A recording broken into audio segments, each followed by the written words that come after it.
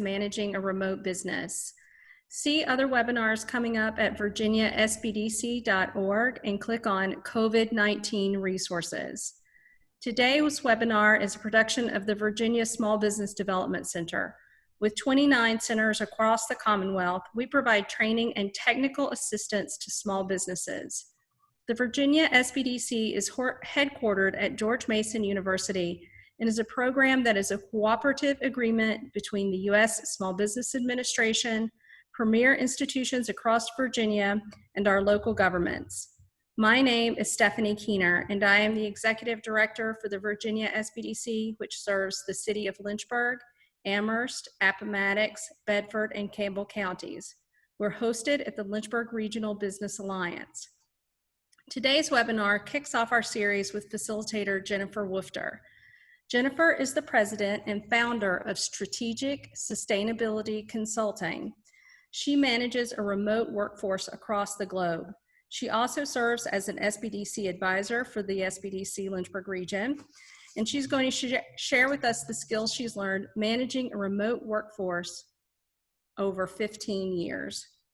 If you have any questions during the presentation, please type those questions into the Q&A window, and Jennifer will do her best to answer them. She will answer those questions at the end of the presentation. Jennifer?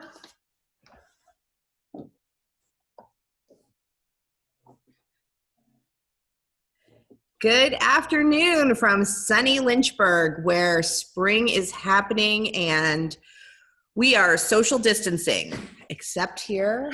6 feet. That's right. We're sitting 6 feet away from each other. I am so delighted to be here with you today to talk about managing a remote team. So when I started Strategic Sustainability 15 years ago, it was just me. And as I built the company, what I realized is the people that I needed on my team weren't necessarily in my hometown. And so I intentionally built a virtual team with consultants from around the country and now around the world. And I promise when I tell you that I have made every mistake, I have learned every lesson, and I'm excited to talk with you today to share what I've learned about what really matters from a work from home situation, especially when we're talking about people who are working from home potentially from the first time. So give me 1 second, I am going to share my screen.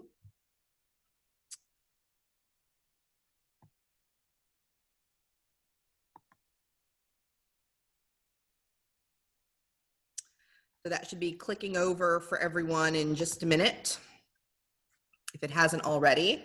Excellent. So as we go through here, because of the number of people on the call, we're not going to do sort of questions in the middle, but do definitely, if you have a question or want more information about something, just drop it into the Q&A and we will save some time at the end to address as many of them as we can. So today we really want to talk about three things. Number one, sort of like, what are the generic best practices for managing virtual teams?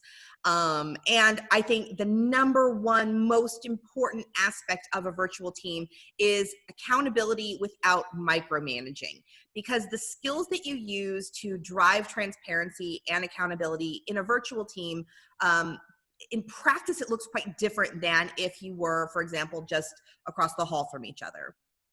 We're also going to talk about keeping your organizational culture intact. How do you still have camaraderie? How do you recreate that, the social bonds that happen when people are interacting every single day at, at the water fountain? But before we do that, I want to just sort of like step back and acknowledge the obvious, that talking about managing a virtual team this week is different than virtually any other week that we would have had this presentation. There have been articles and webinars and training classes about going virtual or moving to a telework model for the last 15 years. But we're in a really unique situation now with the coronavirus, where suddenly and unexpectedly, we now have people working from home who previously had not been allowed to work from home. We have not necessarily built up systems and already set up expectations. And so a lot of this stuff will be done on the fly. And I really want to tailor the presentation and the talk today to talk about How do you do this in real time given what's happening in the world right now? And I think that happens with sort of 3 acknowledgments. First, that it's happening. If it hasn't happened to you, it's going to happen to you. And that change is hard, especially when change feels forced upon you by external circumstances. And that in times of great uncertainty, like we're facing right now, change is really unpredictable. So I think the most important thing that we can do for ourselves and our team is to just give ourselves a little bit of grace. People are going to be asked to do things that they've never been asked to do in ways they've never been asked to do it. You as a manager or a boss are going to be tested in ways that you haven't been tested before. You will be responsible for putting in place systems that have never been tried before in your organization. And you're going to be doing it with this external pressure of social distancing and social isolation. So there's going to be some bumps in the road, and we'll get through it. So because we are in uncharted territory, I think it's really important that as you think about managing your virtual team and you prep your team for working well in that environment, just always starting with an acknowledgement that, like, we've never tried this before. We expect some stuff to work and some stuff not to work. And be really mindful of the energy you bring to the situation. Is that how you show up as a manager is going to set the tone for how your employees show up or your team members show up. So if you are really stressed about technology, try to work on that before you're in the virtual meeting itself. If you are frustrated with your executive team because we should have had these systems in place and why is it taking so long to get out, be really thoughtful about trying not to bring that into the conversation with your team. And I think the other thing that this is especially important is, as you talk to your team about setting up systems and tools and tips and all of this sort of stuff, is acknowledging that just because it's what we're trying right now doesn't mean that's going to be the way that it is a week from now or a month from now. I've seen other organizations locally, but also across the country, come out with, okay, starting tomorrow, here's the plan, and this is the way it is, and it's very, very strict, it's very structured, and it causes this big upheaval as people try to adjust to what the new reality is, and then 48 hours later, oh, just kidding, we're actually going to do it a different way. And I think that, yes, we are going to have that up and down sort of moving as the situation moves, but always acknowledging that things are liable to change up front does set the tone for people to understand that that every new thing isn't necessarily set in stone.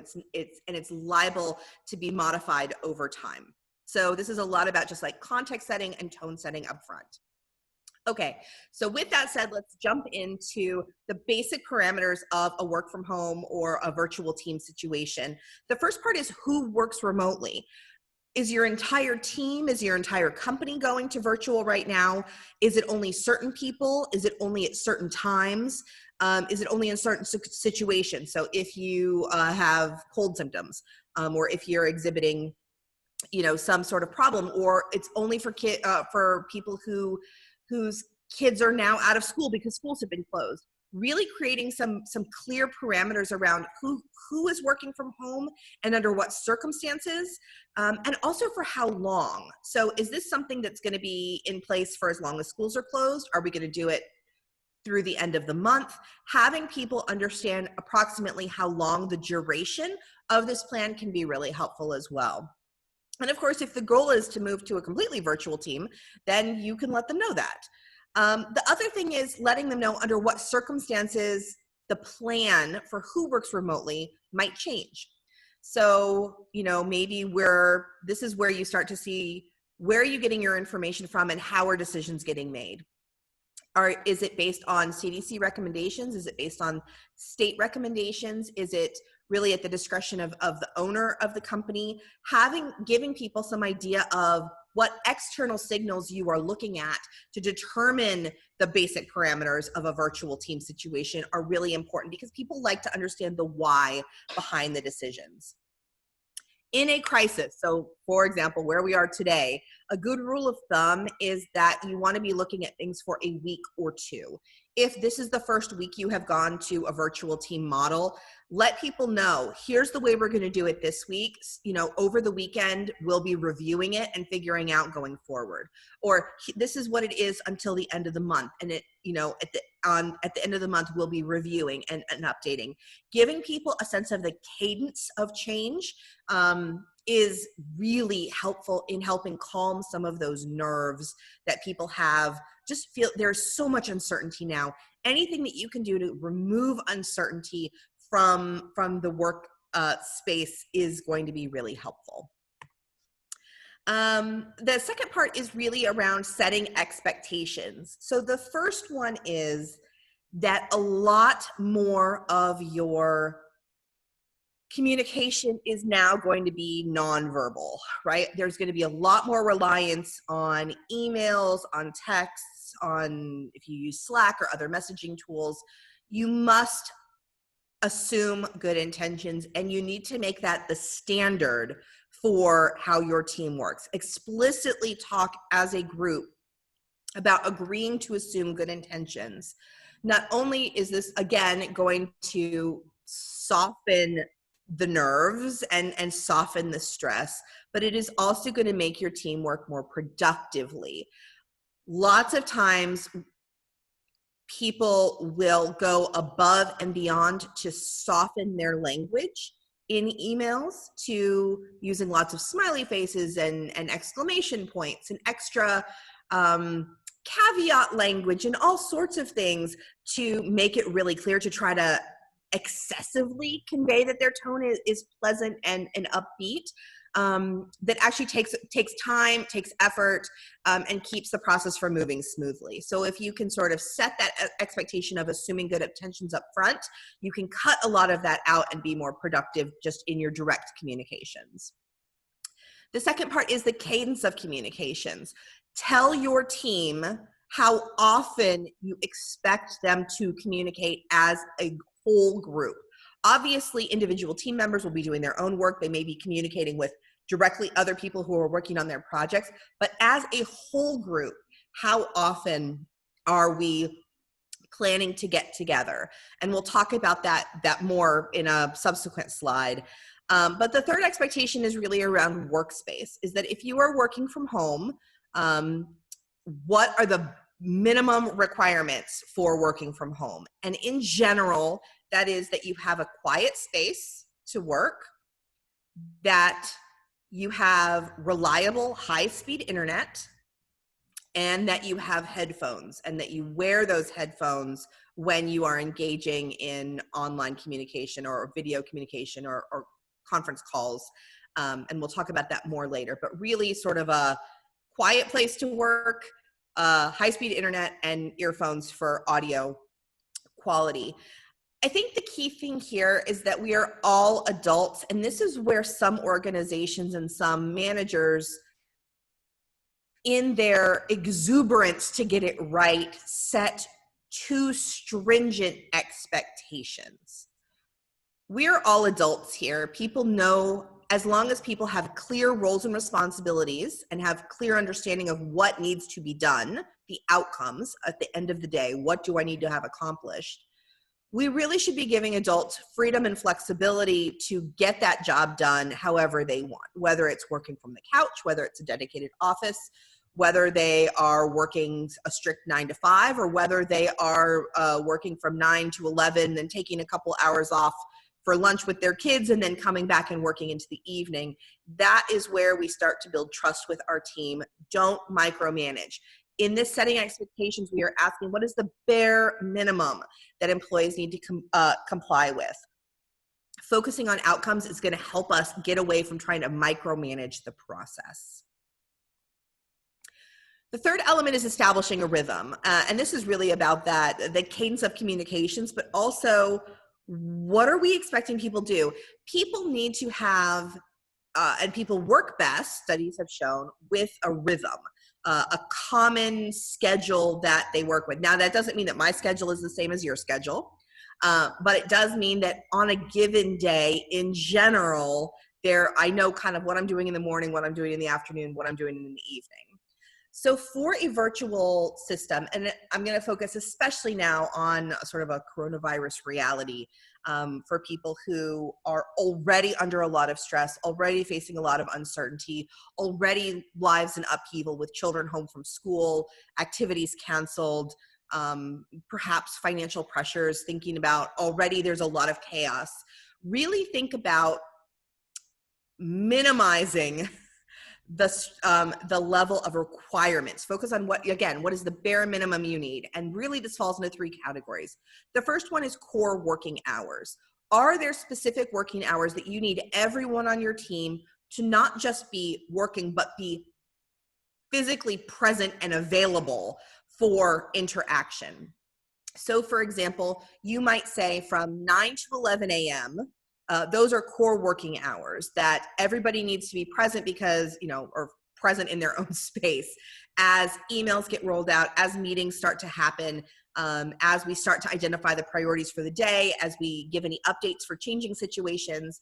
But then sort of between maybe 11 and 4 p.m., that's flex time. If you want to work during that, that's fine. You need to maybe be checking email at least every 2 hours to make sure that nothing has sprung to the top.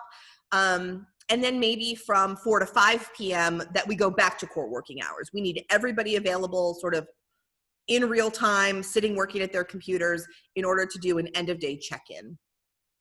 And then maybe there's more flex time into the evening for those people who opted to spread their time out over a longer period of day. It is also really important that you identify with your team what is the unplugged time.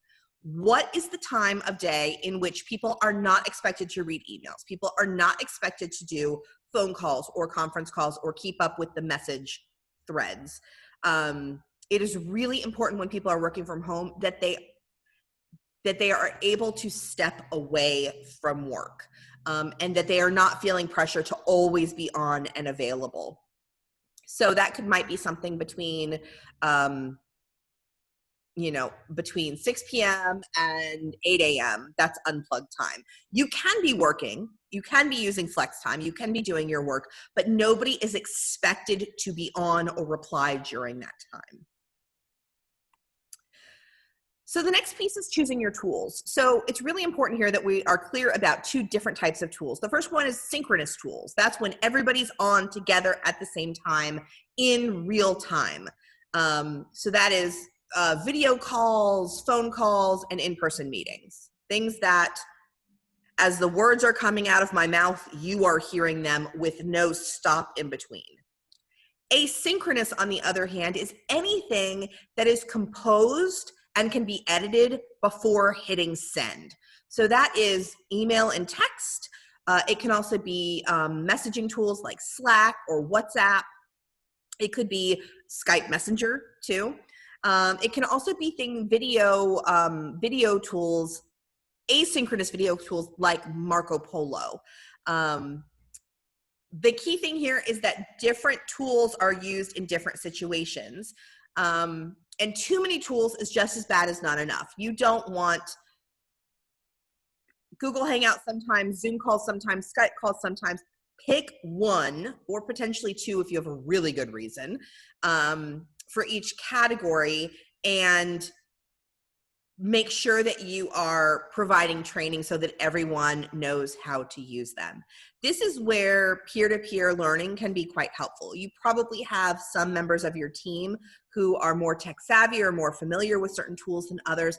Asking them to provide training to their fellow peers, potentially even yourself, can be a really good way to help people build confidence and be able to share that information without waiting for somebody else, someone from your HR team to actually come in and provide that training. It also doesn't set the expectation that everybody needs to figure out how to learn it on their own. Obviously, some people are very comfortable with self-directed learning. Give them an hour with Google and they will, know how to use the tool. Others are going to need more hand-holding. And so really making sure that you prioritize ease of use when choosing your tools. How easy is it? How many people already have familiarity with it? How many people have already used it in some capacity? But making sure also that that element of training is provided so that people are competent and productive and efficient with that time. So choosing the right channel of communication. If your team doesn't know what type of message goes in what channel, synchronous or asynchronous, text versus email versus Slack, you're going to end up wasting a lot of time. People are going to be on, you're going to have conference calls that are just useless. I think we've all been in that meeting that obviously could have been an email. But you will also find the opposite, that people will be arguing over something repeatedly in an email chain that could have been resolved in 5 minutes if everyone just jumped on the phone. You will also suffer from notification fatigue. This is like when your phone keeps beeping, you know, beep, beep, beep, beep. Someone sent a text, someone sent a WhatsApp, someone sent a Marco Polo. So, you know, now there's a reply to the email.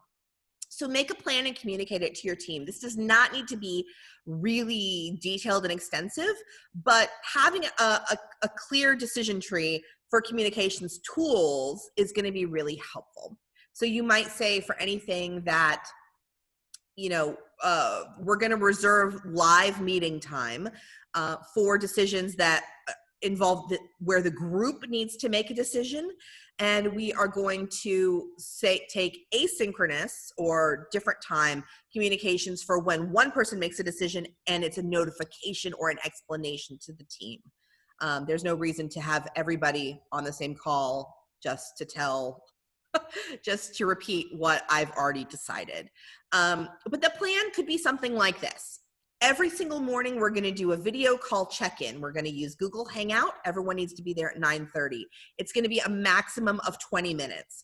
And in that daily morning check-in, we're going to discuss our immediate team priorities, and we're going to identify any obstacles to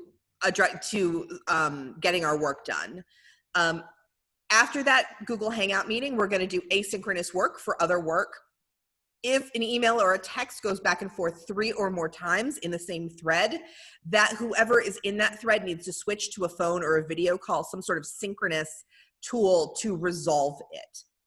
And then in the evening, we're going to have every single person needs to send a check-in email to the team to discuss what they got done, what they're working on in the next day, any specific items that they feel like need to be discussed in the morning call. So again, that is just a sample one. You can obviously pick a plan that works for you, but again, giving that level of consistency that is the bare minimum of structure, right? The morning check-in call provides the immediate structure, the FaceTime, the quick update of priorities, but you're limiting it to 20 minutes so that it's not dragging on as everyone discusses every single thing. It's quick, it's dirty, and you get people to work with the right priorities in mind. You're providing some clear expectations around when email or text versus when jumping on the phone, and you're letting people know how to communicate back to the group how they're progressing each night. Another thing to keep in mind is around data management. So if you haven't already had a virtual team in place and now people are working at home, you need to think carefully about their access to data. There's different categories of data, going from most sensitive, so that's usually personal information that can identify a person, about maybe it's customer data, maybe it's user data, payroll administration, things like that, that maybe you don't want people at home on their personal devices to be able to use, down to, you know, public information that as long as people are logging in or they're using appropriate security measures, can have access to. This is going to vary wildly depending on your industry and the type of business that you run. But take a think through it. Set aside an hour this afternoon or tomorrow to sort of think through, is there any data that needs to be particularly restricted given a work at home situation? Be also thinking about, are people using work technology? So have you assigned and given everyone their work laptop, or are people working from their personal devices? So their phones that they bought and own, their personal laptops. And are there any rules around data access on work versus personal devices? Keep in mind that especially now that kids are home, People may be using personal devices, maybe giving their kids access to that. Just, here, take the laptop and go watch Netflix for an hour while I do this conference call. So be aware that even more than usual, personal devices may be being used by multiple users, and some of those users may be in the under 18 crowd. And just make sure that you communicate this out. Is there some information that's going to be restricted that only some people have access to? Are there certain situations where the data only stays in the office, that you designate one person who in certain situations has to go to the office to access the data? Again, this is going to be wildly different depending on your company and your organization, but it is absolutely worth thinking through, especially for those of you who deal with a lot of confidential, personally identifiable information. Okay, so those are the basics, the basic parameters of working in a virtual team, thinking about scheduling, thinking about who gets to work from home, thinking about what's the type of tools that we're going to use. Now we're sort of moving into this like best practices phase. And the first best practice is video always. 90% of communication is nonverbal. So prioritizing and requiring employees to use video is going to significantly improve the quality of your teamwork. The 3 expectations of using video are, number 1, that you're logged in on time for meetings. I mean, this works for conference calls too, but that you're logged in on time. If people, right, it's sometimes the computer needs to restart or sometimes the app needs to refresh. The expectation is that people are logged on time and that you start at the start time. There is no 5 minutes or 10 minutes of waiting for people to sign in, especially in a situation where you're trying to minimize the amount of time for those morning check-in meetings and things like that. Sitting around waiting for people to join the meeting will dramatically expand the amount of time and reduce the amount of time that people are actually working on their work. The second part is that they need to have headset and earphones on at all times. In a group situation where you have multiple people in it, you don't want to be using a laptop or whatever without earphones, because the audio quality, inevitably, someone's dog is barking, there's static, there's an echo. Getting everyone trained early that when they join the meeting, their headset and earphones are on and their audio is muted. You can unmute yourself when you want to talk and you put yourself back on mute when you're done. The third element is that people need to look professional. You probably maybe don't need to be wearing suits, but this is not a time for people to be showing up in their pajamas. I heard another company saying that their new work at home dress code was Corona casual, which was appropriate for working with home with kids at home and a little bit of chaos. It was be casual, be wearing jeans, that's fine. Be wearing leggings, but like be professional. It needs to look like you are legitimately showing up to a work environment.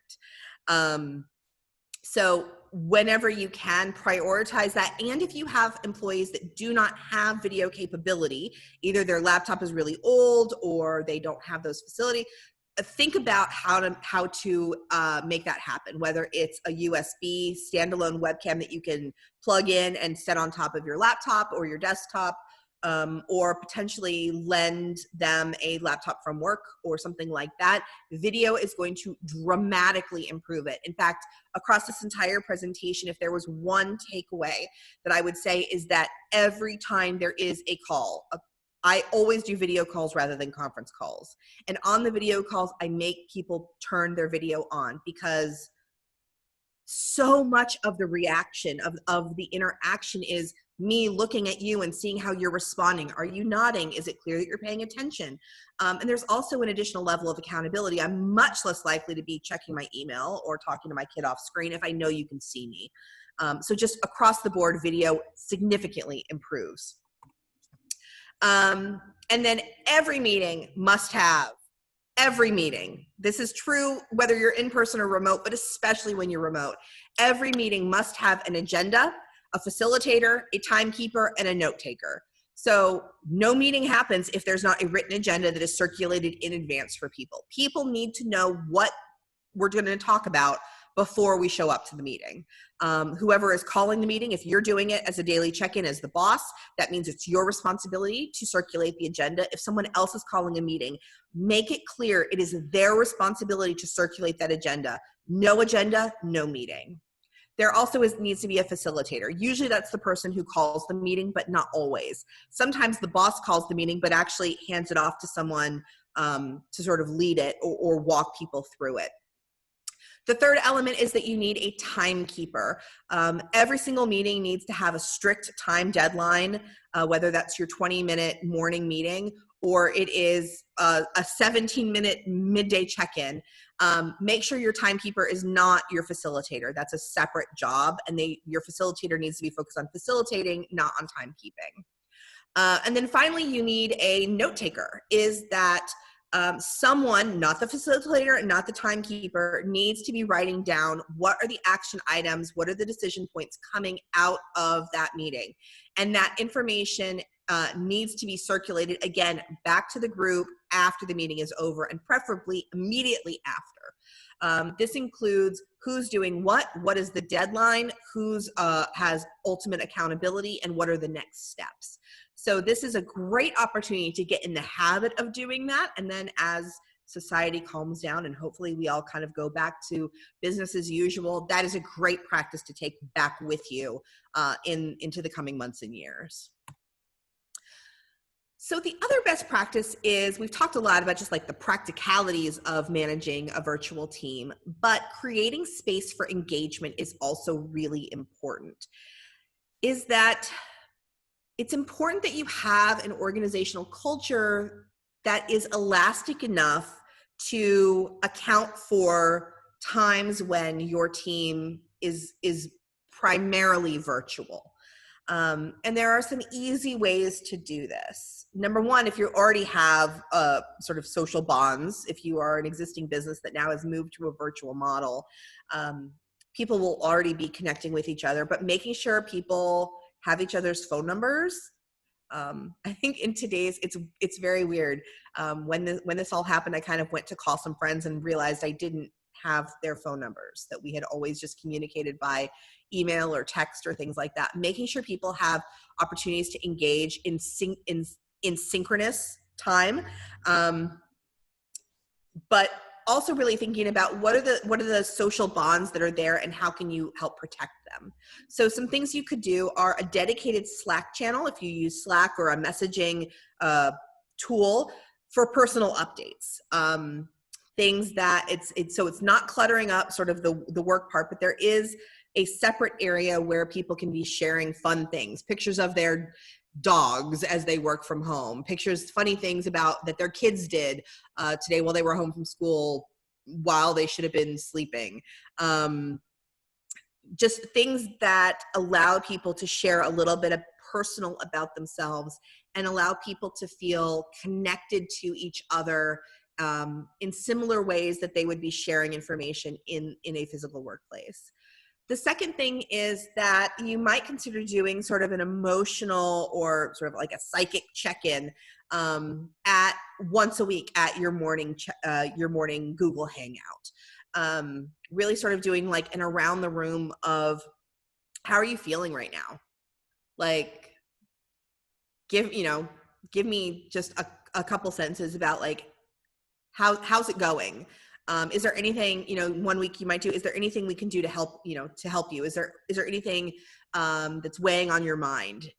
Or tell me one unexpected benefit of working from home, or, again, it's not necessarily always sharing the bad stuff, but giving a place and holding space for the emotional and social aspect of our work lives. A third element that you can do is a drop-in social lunch. So everyone's going to take time to eat their lunch, hopefully, roughly, maybe at the same time or not. But setting up a Zoom or a Google Hangout or a Skype or whatever tool that you guys use, and sending that out, and people can join you for lunch, and everyone kind of or happy hour, actually. I saw a company do that yesterday. They did a virtual happy hour where work was put aside for a bit. They used the tools that they used for, meeting, and everyone brought their own personal drink to it, and it was really just an hour for catching up and socializing and sharing information about how everyone was doing. So really thinking about sort of, a Slack channel is great for asynchronous, sort of up-to-date, quick updates from the house. Emotional check-ins are good for sort of like sharing how we're feeling and providing that bonding element. And the social lunches are a way to just really relax and have fun. If you are the boss, which I assume you are since you're here at managing a virtual team, you have some special jobs that you need to be thinking about. First is you need to be communicating the why. A lot of decisions are coming down the pipe, whether you're the business owner or whether you're a manager of a team but reporting to an owner, that employees don't necessarily have access to the background information. And some of the decisions can feel very arbitrary. Well, why do we have to be checking our email from this time to this time? Why do we have to be working from 9 to 5 if I really could prefer to work in the evening? Hey, why do I get to work from home, but my coworker doesn't? Explaining the why behind the way decisions are getting made goes a long way to calming nerves and calming resentment and sort of just like giving everybody a chance to like understand the background of the decisions. So make sure that as you are communicating new standards, policies, rules, requirements, that you are also taking the time to really step back and give the context behind those decisions. The second element is to schedule feedback meetings. You, in addition to all the other meetings that are happening, need to be making time specifically once a week to be meeting one-on-one with each of your direct reports. Just like a 15-minute quick check-in. How's it going? How's the work from home going? How's the technology going? How's the project going? Is the communication working for you? All of this sort of stuff can be really helpful. And again, creating that and enabling that not just good effective communication, but also the emotional and underlying bond that the workplace provides. You need to be working extra hard as a virtual boss to make sure that that connection stays in place. The third part is that you need to be looking for ways for the team to connect in person. Even companies that are completely built on virtual models need to find ways to connect in person. There is just no replacement for it. So whether that's once a quarter, whether it's every Saturday, we're all going to go picnic separately in the park and we're going to keep our 12 feet distance from each other. Think about ways to provide an in-person opportunity. Now, of course, right now, I feel like this week is a bad week to talk about that. This week, please everyone stay at home. But as we start to get some relief in the coming weeks and months from the coronavirus, don't think that moving to a completely virtual model is going to work long-term without an in-person element. So for example, one of my clients is Wikipedia, or Wikimedia, who runs Wikipedia. Half of their workforce is intentionally full-time virtual.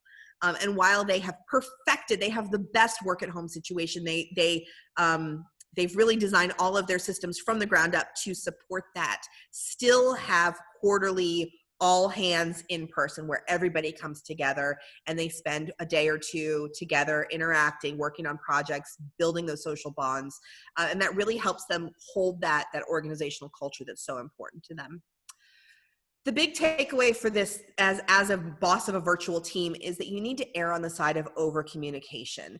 A daily email, like an evening reflections email coming from you, summarizing, hey, here's kind of where we are, here's the changing priorities, here's what's new, here's what we're hearing, and here's, really celebrating the successes, here's the milestones we've achieved, congratulations to, someone on the team for doing a great job. A daily email from you will go a long way, especially in this initial interim period of uncertainty and upheaval. Okay, so The rules to live by. Obviously, every organization needs to come up with their own work from home or virtual team system. You're going to choose your own tools. You're going to decide your own core hours. You're going to decide how often and when, and all of those things will need to be customized to you. But I think there's 3 rules or lenses to look through for every single remote team decision. Number 1, does it move you in the right direction? So is this new technology that we're considering, does it move us in the right direction? Does it make things easier? Does it give us more capabilities? Or does a daily check-in call, does that move us in the right direction? Does it really solve a problem? The second one is, does it allow us flexibility? So something might move you in the right direction. This is an amazing technology. But in order to take advantage of it, we have to sign a 3-year contract. Well, in a situation where I feel like everything changes almost on a daily basis around social isolation and potential quarantine and shutting down and coming back and all of that, I don't want to do anything for my team that does not promote flexibility. So I want to, yes, be moving in the right direction, accomplishing my business goals, but also making sure that I am prioritizing flexibility so that I can respond and be resilient as things change. The third element is I want to look for a good return on investment. As much as possible, I want to be looking for things that are going to pay for themselves or that are going to be worth it. So something might move you in the right direction, right? This new technology is really going to allow us to interact well. And it's really flexible. We can use it, but it is such a hassle to use. It is going to be more trouble than it's worth at this point. And so really looking at those 3 things. Does this get us closer to where we want to be? Does it allow us to be flexible if the situation changes? And is it worth it? Is it a good return on investment, both financially, but also emotionally, socially, all of those elements? Is this going to be worth it in the end for the time, money, hassle of implementing it? So with that is the end of the presentation. We're going to go to Q&A. And at this point, I'm going to invite my lovely co-facilitator who I know has been keeping a close eye on the Q&A boxes. Have we had questions come in? We have not had any questions come in about the presentation. Thank you. You've done a great job. Please type questions as they come in, or if you have them in the question and answer window. We did have one question about whether the slides will be available after the session, and we will make those available to you. Marvelous. Well, yeah, so we'll give people a couple minutes to type in questions if they have them.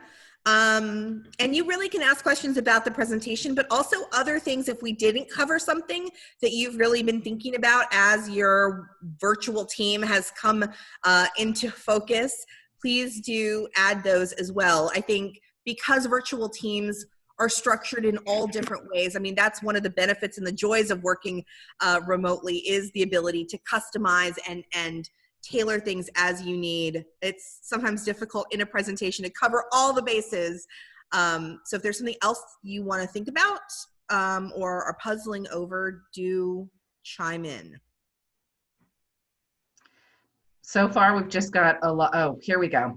We've got one. What time of day do you recommend a boss send the daily email summarizing updates? Yeah, so I like to do it at the opposite time of the daily check-in. So I think a daily, like an actual synchronous check-in, whether it's a Google Hangout or a Skype or a Zoom, whatever you're doing, your group, your team get together where everybody signs in, that is the time when you are identifying what are the priorities, what are the obstacles, like are there any really important news updates that need to be provided, or are there any decisions that need to be made as a group? That short 20-minute once a day, I like first thing in the morning. And I like the sort of the reflections email at the end of the day. But if you find that your daily check-in meeting works best at 4 p.m., then I would say send your daily email first thing in the morning.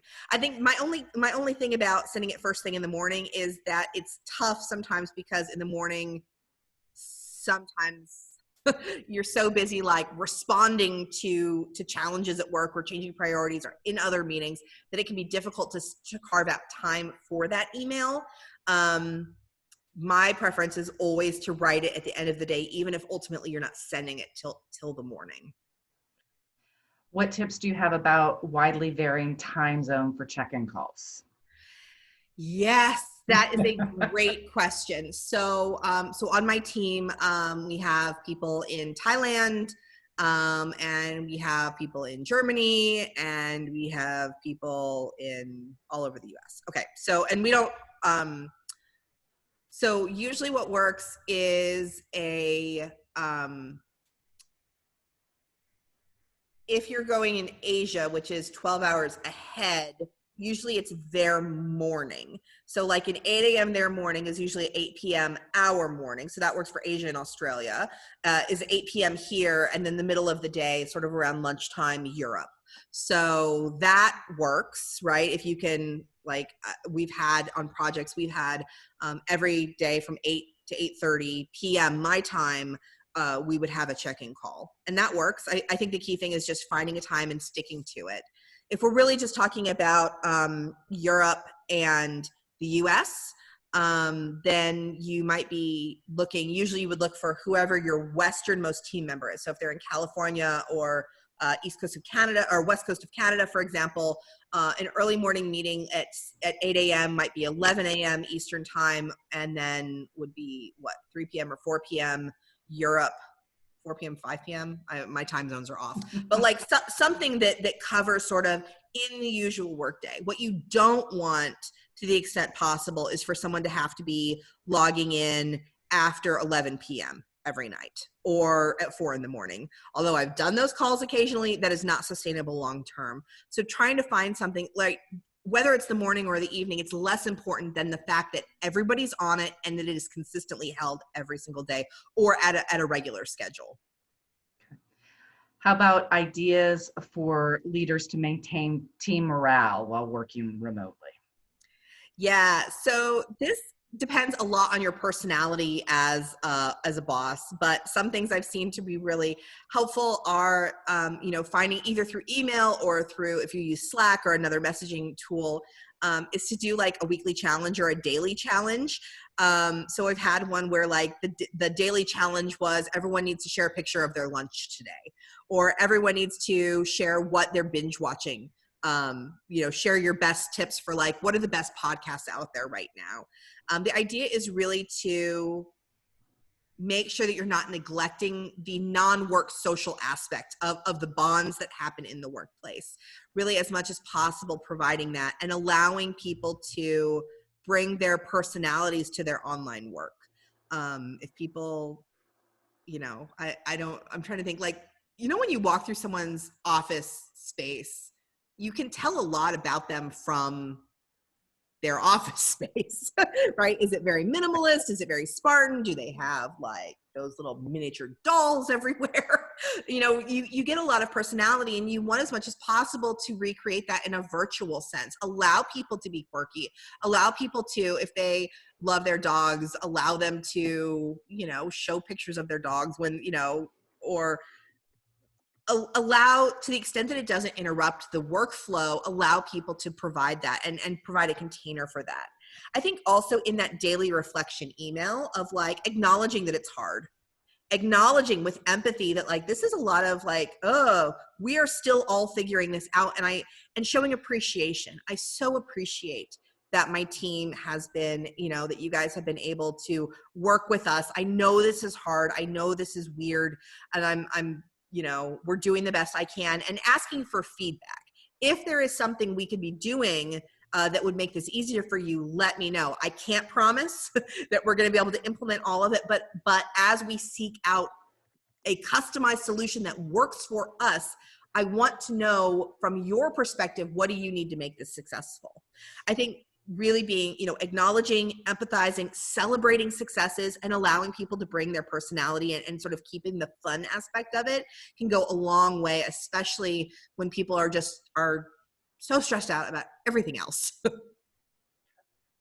Um, Other suggestions for creating the in-person feel if you only have the Google Hangouts without video capability? So, I think maybe Google Hangouts not your tool then. I would really prioritize finding a tool that works for you that has video capability. Skype will do group calls. There's a limit of how many calls you can do. Zoom now has 60 days of free. Is that right? Yeah. So Zoom has offered some free support rather than paying for it for the next 60 days. Google Hangouts, I think you can do up to 10 if you have a Google Apps account. I would really prioritize having the virtual element there. Or the video element there. If you literally have looked everywhere and you cannot find a tool to work for you, I question that. But let's just say you can't find one that works in a synchronous way. Going to a phone call, but finding an asynchronous video element. You might check into Marco Polo, which is a free app. You can get it on your phone. It allows asynchronous messages. So for example, like all of my high school friends we've all downloaded this. And I post like a video message to my phone, and then it just sits in the queue, and everyone else does it too. And I can do multiple ones, and I can share texts and things like that. And then whenever someone wakes up, so when our friend who's now moved to Sweden, wakes up in the morning, she can see all of the messages and the videos and the fun things that we posted while she was sleeping. And so that sort of keeps a running tally where people are still seeing each other's faces, really getting that the nonverbal elements. I think that can go a long way to reminding us that we're each human, that we're not just an email coming in on the computer. I have one more question, then I've got a bunch of questions about tools that you haven't talked about. Okay. So the question is, how do we nicely tell our boss not to micromanage? So how do you communicate if you're feeling that pressure? Yeah. Oh gosh. It's hard to reply without knowing more about the situation. My feeling is radical candor is very uncomfortable, but ultimately saves a lot of time and heartbreak in trying to be. Number one is I wouldn't write it in an email. Those type of conversations where there is a special opportunity for miscommunication, misinterpreting tone. This is one where I would, as much as possible, ask for a video call, right? I would do a Google Hangout with them. I would Skype them. I would Facebook message, do a Facebook video with your boss and really, really say, hey boss, man, crazy times, huh? As we're doing this, I realize things are really chaotic and they're changing every day. I would love to talk a little bit more about, I just want to give you a little bit of feedback about how this is working for me. And I know that we're constantly reevaluating to try to make this better and the best system that can be. Would you be open to me providing you with some suggestions for how I think this could work better? And I would really offer it as I would just ask, are you open to feedback? Because I think any decent boss will say yes, even if they're just guilted into it because it's socially inappropriate to say no. And that then allows you to, perhaps in an email, if you feel like you really want to lay it out, here are my suggestions. But because you've softened it with that in-person synchronous video where they're seeing the social, the nonverbal pieces, I think that can make it a lot easier. I will also say this webinar will be available for free. You might say, there was a great presentation I think you might be interested in. Here's the link. That's a great suggestion.